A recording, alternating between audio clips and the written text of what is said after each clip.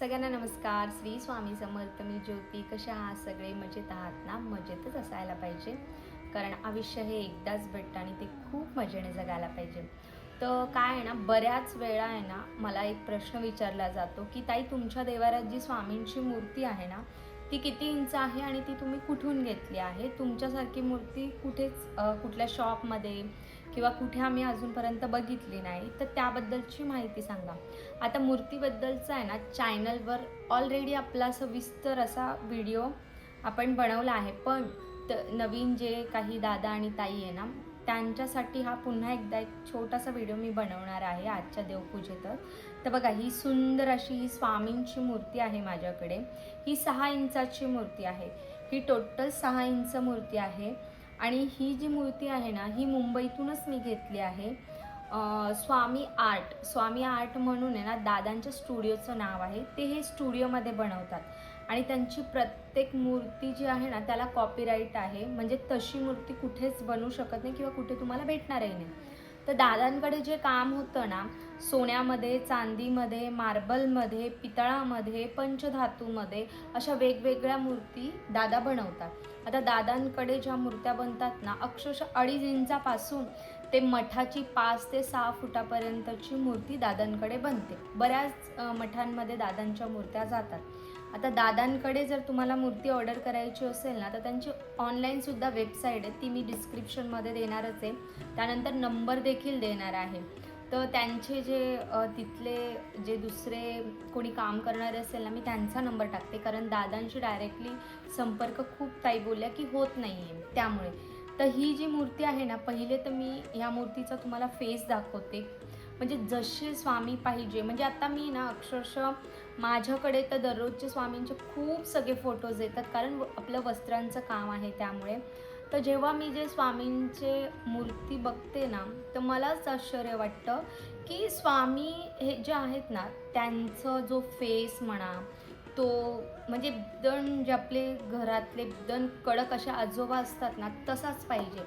पण काही मूर्त्यांना आहे ना, खरंच आकार नसतो, तरी आपण घेतो. ते विकता आपण घेतो, म्हणून त्या मूर्त्या विकल्या जात आहेत. तर मला ह्या व्हिडिओच्या माध्यमातून आहे ना, सगळ्यांना एक रिक्वेस्ट आहे की जेव्हाही तुम्ही स्वामींची मूर्ती घेता, भलेही ती तुम्ही 3 इंच घ्या, पण अतिशय सुंदर सुरेख. जेव्हाही तुम्ही पूजा करताना स्वामींकडे बघणार, जेव्हाही नामस्मरण करणार, तेव्हा ते भाव तुम्हाला आहे ना, हृदयाला टच झाले पाहिजे, अशी मूर्ती घ्या.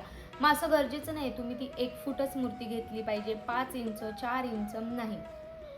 जी आपली श्रद्धा आहे ना, ती 3 इंच मूर्तीमध्ये सुद्धा असते, 1 फूट मूर्तीमध्ये असते आणि 5 इंच मूर्तीमध्ये सुद्धा असते. म्हणून खूप महाग मूर्ती घेतली तेव्हाच तुमची ज्या भावना आहे, जी भक्ती आहे, त्या मूर्तीतून दिसेल असा भाग नाही आहे. तुम्ही 3 इंच मूर्ती घ्या, पण अतिशय सुंदर मूर्ती घ्या. तिचे डोळे जे असेल ते रेखीव पाहिजे, हाताचा आकार रेखीव पाहिजे, पायांचा आकार रेखीव पाहिजे, स्वामींचा जो फेस आहे तो स्पष्टपणे तुम्हाला दिसला पाहिजे. आता फक्त हे स्वामींच्या मूर्तीबद्दलच आहे का? तर नाही. खूप ताईंचा ना, जेव्हा मला देवाऱ्याचा फोटो येतो ना, तेव्हा बघते ना मी, अक्षरशः स्वामींना आहे ना, पूर्ण असा कुंकू टाकलेला असतो. स्वामींना कुंकू लावायचाच नाही, स्वामींना फक्त चंदन आणि गंध याचाच टिक्का लावायचा आहे. बाकी कुठल्याही प्रकारचं हळदी कुंकू वगैरे बिलकुल लावायचं नाही आहे. आणि ना बघा, खूप सगळ्या मूर्त्या भेटतात, पण त्यांना तुम्ही अभिषेक घालू शकत नाही, फक्त ओल्या कपड्याने पुसून घेऊ शकतात. पण दादांकडची जी मूर्ती आहे, याला तुम्ही पंच अमृताचा अभिषेक घालू शकता. माझा दर गुरुवारी अभिषेक असतो मूर्तीला. आणि रोज मध्ये काही असेल तर मी नॉर्मल कोमट पाण्याने अंघोळ घालते. अजूनही मूर्ती जशीच्या तशी आहे, काहीच झालं नाही आहे. आणि दादांकडून जेव्हा आपण मूर्ती घेतो, यांचा सगळ्यात मोठा मला आलेला अनुभव, ही जी मूर्ती ना जेव्हा आली तेव्हा आणि आत्ताचे हावभाव पूर्णपणे मूर्तीचे चेंज झाले आहे. आणि दुसरी गोष्ट, ह्या मूर्तीचे वजन आहे ना, जशी जशी तुमची पूजा होते ना, तशी तशी ह्या मूर्तीचं वजन वाढत जातं. म्हणजे इतका जिवंतपणा ह्या मूर्तीमध्ये दादांकडच्या येतो.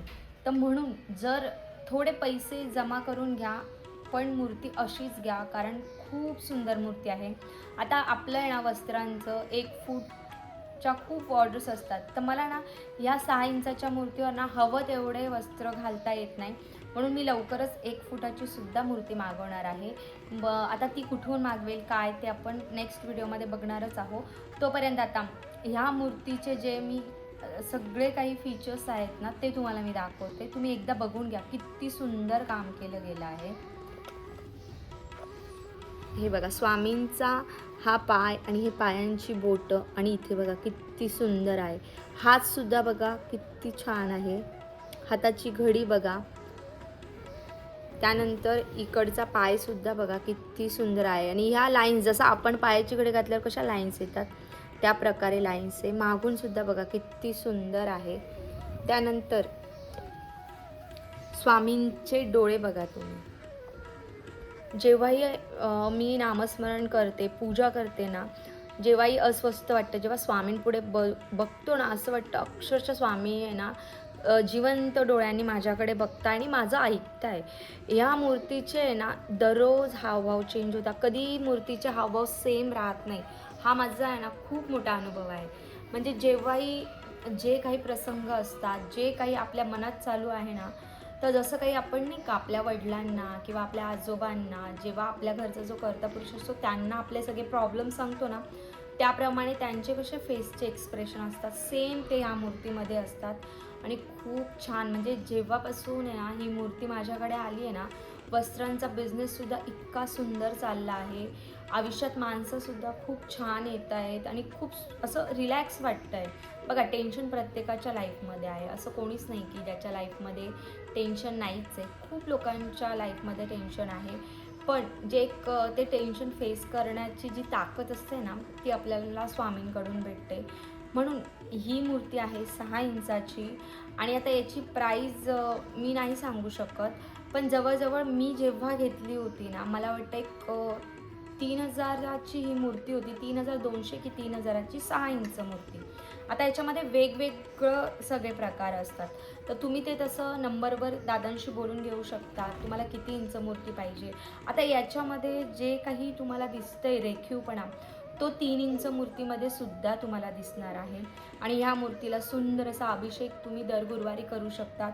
ह्या मूर्तीला जवळजवळ एक आता 2 वर्ष होत येतील. जशीच्या तशी मूर्ती आहे. काही मला कुठे डाग काही असा प्रॉब्लेम आला नाही. इतकी सुंदर ही मूर्ती आहे. आता खूप जण असं म्हणतात की हे जे स्वामींच्या हातामध्ये जो हा मणी आहे ना तो मणी नसला पाहिजे.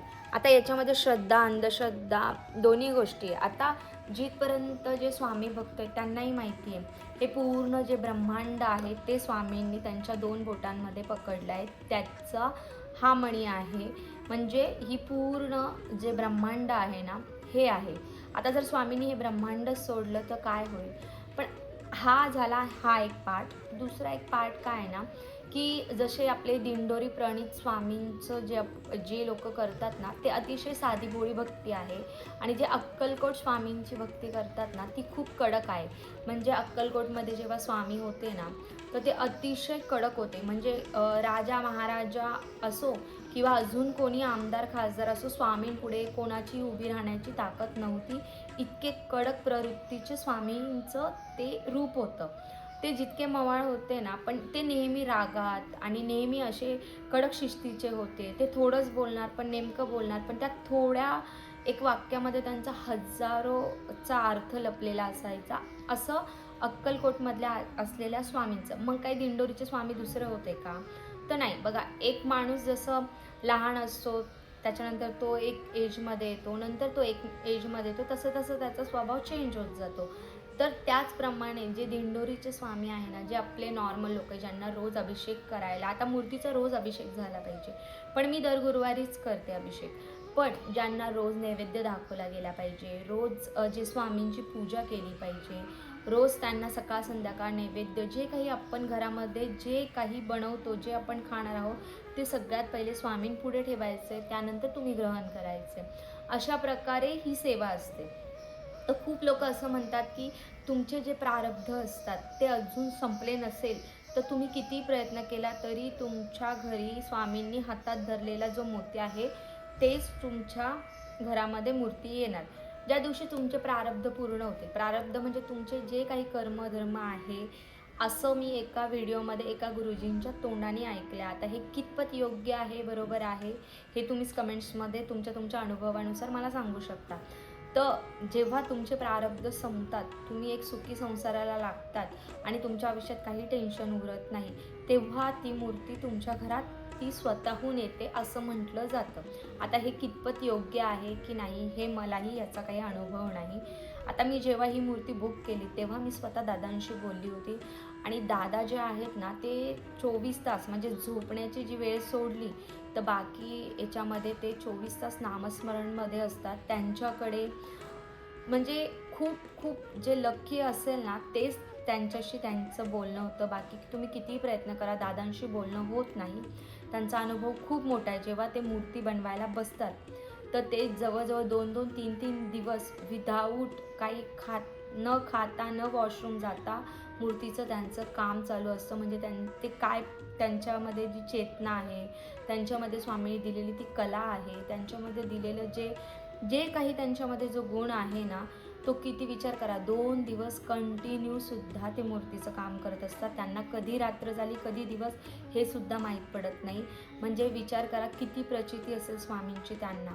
आणि जे म्हणतात हिमालयामध्ये जे साधू लोक 10-10 वर्ष 8-8 वर्ष जे तपश्चर्या करतात ना ते सुद्धा त्यांना भेटायला येतात. इतका दादांचा छान अनुभव आहे आणि खूप सौम्य बोलणं आहे त्यांचं. खूप कमी बोलतात पण खूप योग्य बोलतात. जेव्हा ते मूर्ती बनवत असतात ना त्यांचा अनुभव असा आहे की स्वामी त्यांच्या बाजूला बसलेले असतात आणि त्यांच्याकडे एक मूर्ती ही बनल्यानंतर पुन्हा ती मूर्ती बनणे नाही. म्हणजे एकदा ही मूर्ती बनली ना तर तुम्ही बोललात ना की ज्योतिताईंकडे जी मूर्ती आहे ना ती सेम मूर्ती आम्हाला पाहिजे, तर तशी मूर्ती सेम तुम्हाला भेटणारच नाही. त्यांच्या हातून ती घडतच नाही. त्याच्यामध्ये थोडे तरी चेंजेस असणार, फेस चेंज असणार. फेसचे तर प्रत्येक मूर्तीचे त्यांचे हावभाव चेंज असतात. इतका सुंदर अनुभव दादांचा आहे आणि खूप योगायोग लागतो दादांकडनं आपल्या घरी ही मूर्ती यायला. खूप नशीब लागतं.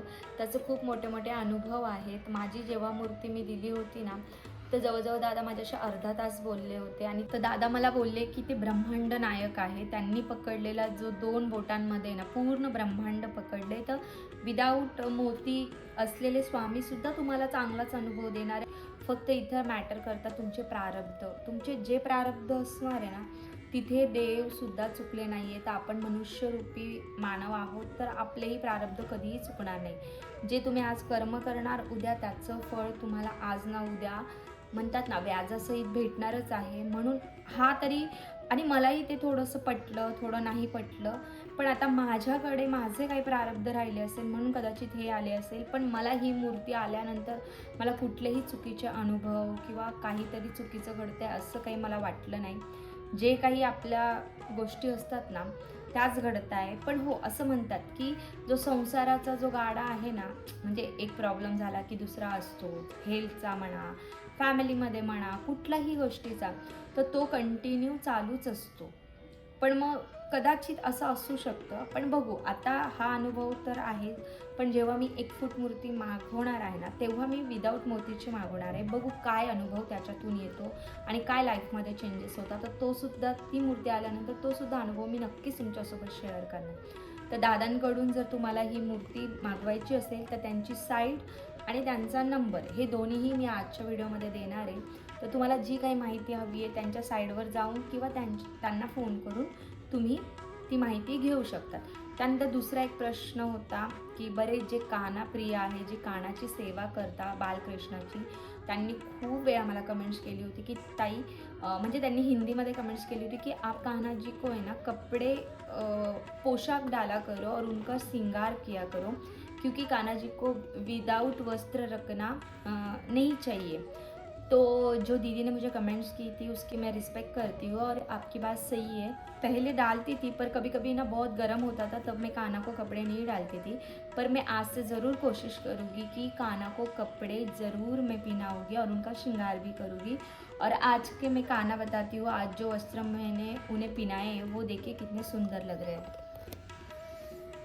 ये जो मुकुट आहे ना ये मैंने मेरे हातों से बनाया आहे. तर हे मुकुट जे आहे ना ते आजच मी बनवले कानासाठी आणि हे जे वस्त्र आहे हे बाहेरून घेतले आणि बघा किती सुंदर खरंच वस्त्र घातल्यावर काना दिसत आहेत. आणि खूप छान असे वस्त्र घातले आहेत. तर थँक्यू त्या दीदींना ज्यांनी कमेंट्स केली होती. आणि मी याच्यापुढे नक्की कानाला कपडे वस्त्र घालण्याचा प्रयत्न म्हणजे मी घालणारच आहे. तर त्यानंतर ही सुंदर अशी स्वामींची मूर्ती ज्यांना ज्यांना घ्यायची आहे आजच्या व्हिडिओमध्ये मी दिलं आहे, तर नक्की त्यांनी दादांशी संपर्क करा. राहिला बाकी मूर्त्यांचा तर त्याच्यावरही ऑलरेडी व्हिडिओ आहे.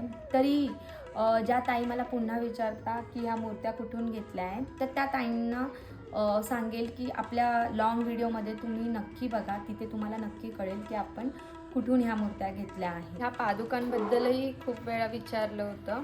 ते ह्या अक्कलकोटवरून घेतलं आहे. जे वटवृक्ष आहे ना तिथेच वटवृक्षाचं जे आपलं मठ आहे तिथून जे काही दुकानं लागताना त्यापैकीच एक दुकानामधून घेतलं आहे. याचासुद्धा मी अभिषेक करते. यालाही अजूनपर्यंत काही झाले नाही आहे. तर ह्या ज्या आहे ना ह्या अगदी छोट्या पादुका आहे. म्हणजे आता हे हातावर ठेवल्या आहेत बघा, एक अंदाज तुम्हाला येईल. आणि ह्या देवाऱ्यामध्ये आहे ना इतक्या सुंदर अशा दिसतात. तर बऱ्याच दिवसापासून माझं एक स्वप्न होतं की माझा जो देवारा आहे ना मला तो खूप सुंदर असा बनवायचा होता. आणि खूप लवकरच आपलं देवाऱ्याचं काम होणार आहे. त्याची एक छोटीशी क्लिप मी या व्हिडिओमध्ये नक्की ॲड करणार आहे. आणि माझं देवाऱ्याचं जे काम आहे ना ते स्टार्ट झालं आहे. गणपतीपर्यंत आपला देवारा रेडी होणार आहे. त्याआधीच मी त्यांना रिक्वेस्ट केली आहे की मला लवकर द्या. आणि तेव्हा आता मला बऱ्याचदा हा प्रश्न केला होता की ताई तुमच्या देवाऱ्यामध्ये शिवलिंग का नाही आहे. तर ताईंना तोच प्रॉब्लेम आहे. माझ्या ज्या आहे ना फक्त 3 पायऱ्या आहे आणि जे शिवलिंग आहे ना ते तिथे ठेवू शकत नाही. म्हणजे ते पूर्ण हे तर मी जेव्हाही ठेवणार होती ना मला श्रावणामध्येच ठेवायचं होतं. आणि आता बघू जे काही त्यांची इच्छा असेल आणि जेव्हा त्यांची इच्छा असेल ते सुद्धा शिवलिंग माझ्या लवकरच तुम्हाला देवाऱ्यामध्ये दिसणार आहे. आणि जेव्हा आपला नवीन जो देवारा बनणार आहे ना तो अतिशय सुंदर आहे. सागवानचाच बनवायला दिला आहे. आणि पूर्ण इथे जो हा माझा पॅसेज दिसतो ना इथून वरतून तर खालपर्यंत असा पूर्ण देवारा राहणार आहे. तर देवारा ज्यांना ज्यांना आवडणार आहे त्याची संपूर्ण माहिती, कितीमध्ये पडला, काय पडला, कुठून बनवला, ते ऑनलाईन बनवून देणार आहे का, याची संपूर्ण सविस्तर असा आपण छान व्हिडिओ बनवणार आहोत. तर लवकरच मला शिवलिंगसुद्धा घ्यायची आहे. आणि भोलेबाबांची इच्छा असेल तर ते नक्की श्रावणामध्येच माझ्याकडे येतील. आणि तोपर्यंत माझं मंदिराचं काम झालं तर नक्की मी प्रयत्न करणार आहे की लवकरात लवकर झाला पाहिजे. आणि खूप म्हणजे खूप सुंदर देवारा आहे. खूप विचार करून म्हणजे जवळजवळ 1.5 ते 2 वर्ष मी ह्या गोष्टीचा विचार करून डिझाईन सिलेक्ट करून खूप छान असा आपला देवारा बनणार आहे. बनल्यानंतर तुम्ही बघणारच आहात की आपला देवारा किती सुंदर. म्हणजे बरंच काम आता घरात स्टार्ट झालं आहे. सोफ्याचं काम, देवाऱ्याचं काम, थोडं कलरिंगचं काम. तर खूप सुंदर असा लुक तुम्हाला माझ्या हॉलचा दिसणार आहे. आणि खूप सुंदर असं आपलं काम होणार आहे. तर आजची आपली देवपूजा कशी झाली हे मी तुम्हाला दाखवते. नाही ना देव मी उजळवून घेतले आहे. सगळ्या देवांची अंघोळ झाली आहे. तर इथे दिवाही प्रज्वलित करून घेतला. आता आपण सगळ्या देवांना गंध आणि हळदी कुंकू लावून घेऊया. आता बऱ्याचदा आहे ना ह्या गंधाबद्दलही विचारलं गेलं होतं. तर हे चंदन टिक्का आहे. आणि बघा इथे हे चंदन टिक्का लिहिलं आहे. तुम्हाला जर हे ऑनलाईन कुठे भेटत असेल तर तुम्ही मागवू शकता. हे मी उल्हासनगरवरून घेतलं आहे. आणि हा बघा किती सुंदर असतो हा गंध. आणि अतिशय बघा असा काहीसा गंधाचं जे आहे ना असा ओलावा बघा असा असतो आणि खूप सुंदर लागतो. तर सगळ्यात पहिले मी बाप्पांना लावून घेणार आहे छान गंध. त्यानंतर आपण स्वामींना. आता स्वामींना मी फक्त हा गंधाचाच टिक्का लावते.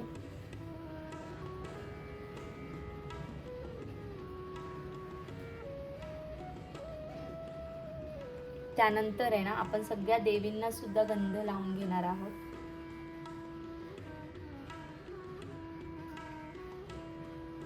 आता देवींना गंध लावला ना तर हा चंदनाचाच आहे. देवीला सुद्धा चंदन प्रिय आहे.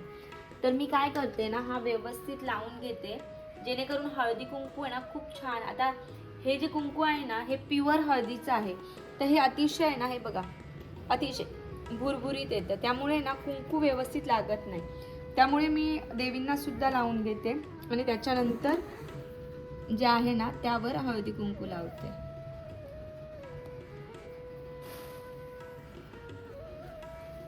हे बघा हळद एकदम छान बसते लावल्यानंतर.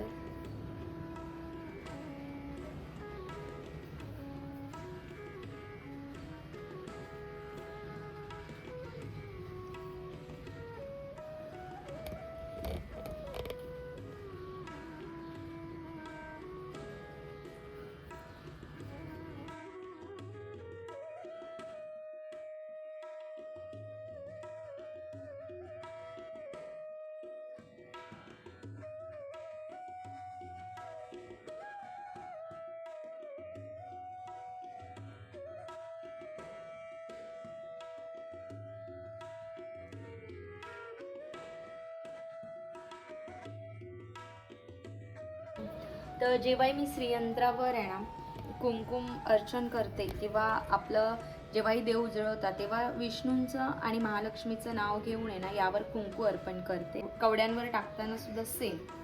तर बघा इथे सुंदर असं माझी हळदी कुंकू आणि दिवाची जी पूजा आहे ती करून झाली आहे. आता मी छान स्वामींना वस्त्र घालणार आहे.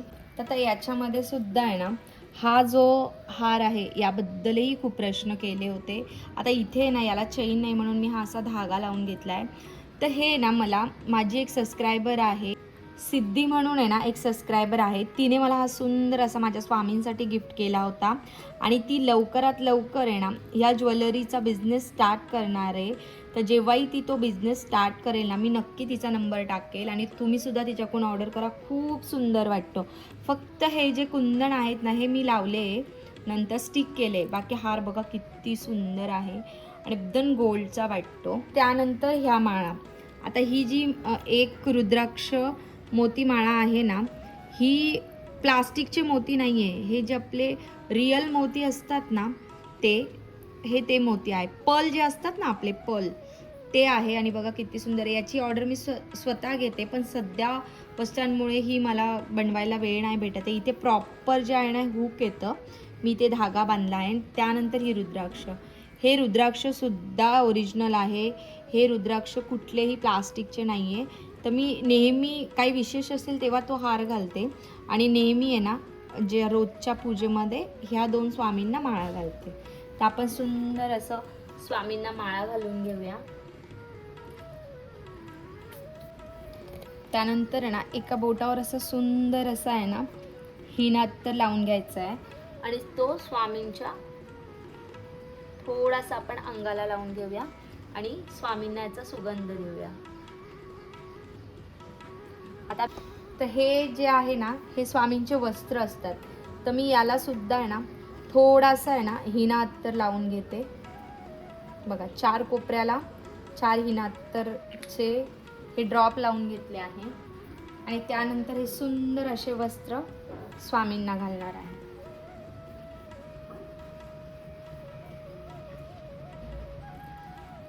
आता मी जेव्हा वस्त्र घालते ना स्वामींना तर मला स्वामींना वस्त्र घालताना आहे ना हे बघा असे आवडतात. म्हणजे इकडनं ही शॉल घेऊन आहे ना इकडे अर्धी जशी स्वामी देऊळबंद पिक्चरमध्ये तुम्ही बघितलंय ना स्वामी कशी शॉल घेतात, मला तसंच आवडतं. स्वामींना पूर्ण झाकायला नाही आवडत पण काही काही वस्त्रांमध्ये मी पूर्णसुद्धा वस्त्र घालते.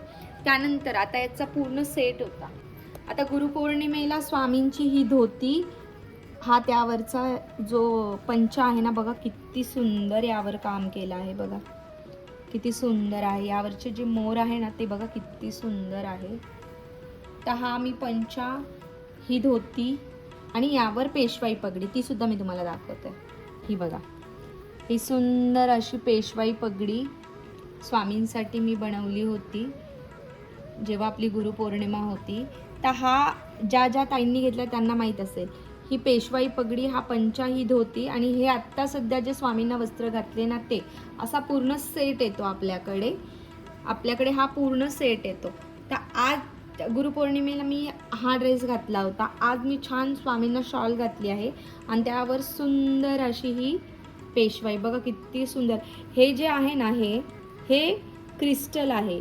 हे मोतीसुद्धा चांगल्या क्वालिटीचे आहे. आपल्याकडे जेही वर्क असतं ते खूप चांगल्या क्वालिटीचं, कुठेही काळं वगैरे पडत नाही. फक्त स्वामींना घातल्यानंतर छान तुम्हाला आहे ना ते व्यवस्थित ठेवायचे प्लास्टिकमध्ये, एखाद्या प्लास्टिकच्या डब्यात किंवा असं तुम्ही हवेत ठेवलात ना मग किती भारी वर्क असलं तर ते काळं पडेल.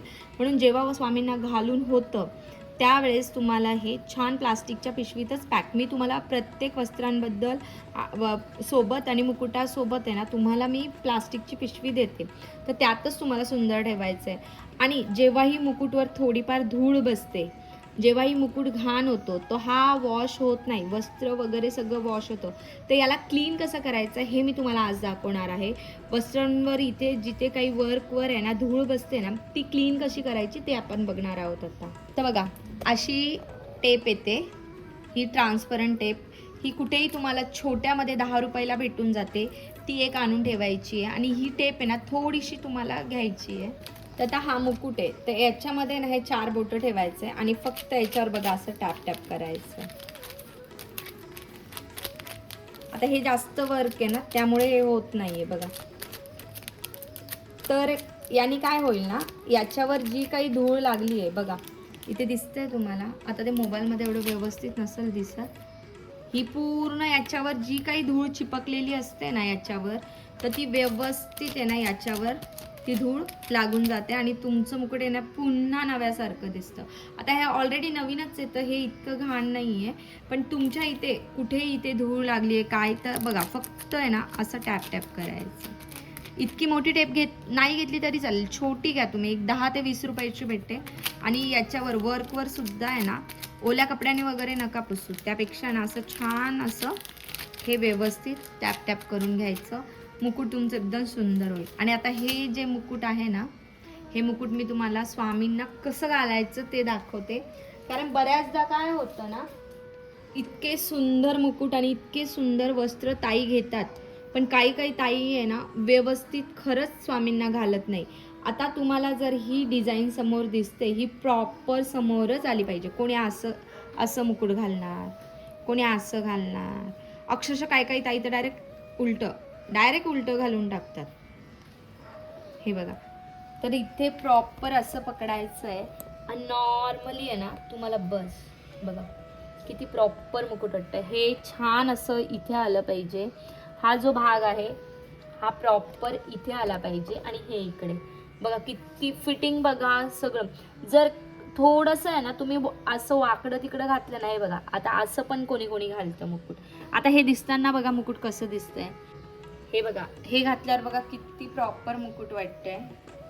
समोरून दाखवते मी तुम्हाला, बघा किती व्यवस्थित वाटतंय. तर अशा प्रकारे तुम्हाला मुकुट घालायचं आहे. तर चला, आजची जी काही स्वामींबद्दल आणि थोडक्यात जे काही होतं ते मी तुम्हाला सांगितलं. आणि आज बघा हे सुंदर असं हे मुकुटसुद्धा आजच बनवलं. किती छान वाटतंय. तर मी सुंदर अशी आता पूजेमध्ये फुलं ठेवून घेते आणि मग तुम्हाला भेटते. तर इथे सुंदर असे सगळ्या देवांना फुलं ठेवून झाले आहे. आणि जेव्हा फुलं ठेवतो ना तेव्हा देवाला बघा किती सुंदर इथे छान असा दुर्वा ठेवून घेतला आहे. आणि मागे सुद्धा दुर्वा लावल्या आहेत. आणि देवीला बघा किती सुंदर आहे फुलं.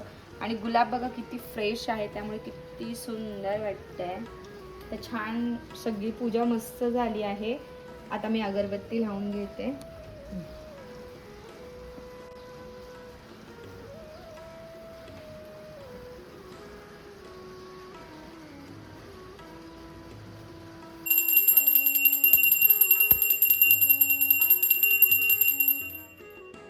माझी ही जी विठ्ठल आणि रुक्मिणीची जी मूर्ती ना इथे असते आणि पादुका आणि ते इथे. आणि दुसरे जे स्वामी आहेत ना ते आता मी सध्या आतमध्ये ठेवले, कारण आहे ना इकडची खिडकी ना तिथून पावसाचं थोडंसं पाणी येतं, त्यामुळे ना इथे मला आहे ना शिवलिंग बघा हे पहिल्या पायरीवर आहे ना स्वामी असतात. आपली जी तुळजाभवानी माता जी आमची कुळदेवता आहे आणि खंडोबा, आणि इथे बाकीचे देव असतात. आणि इथे जे आहे ना इथं हळदी कुंकू श्रीयंत्र. तर कसं वाटलं आजचा व्हिडिओ आणि कशी वाटली आजची आपली ही सुंदर अशी पूजा, नक्की मला कमेंट्समध्ये सांगा. आणि कमेंट्समध्ये श्री स्वामी समर्थ लिहायचं विसरू नका. आणि जेवढं जमेल तेवढं आपल्या व्हिडिओला लाईक करा, सबस्क्राईब करा आणि हाईप करायचं मात्र नक्की विसरू नका. तर कशी वाटली आजची पूजा नक्की मला सांगा. तर भेटूया पुन्हा पुढच्या व्हिडिओमध्ये. तोपर्यंत सगळ्यांना श्री स्वामी समर्थ.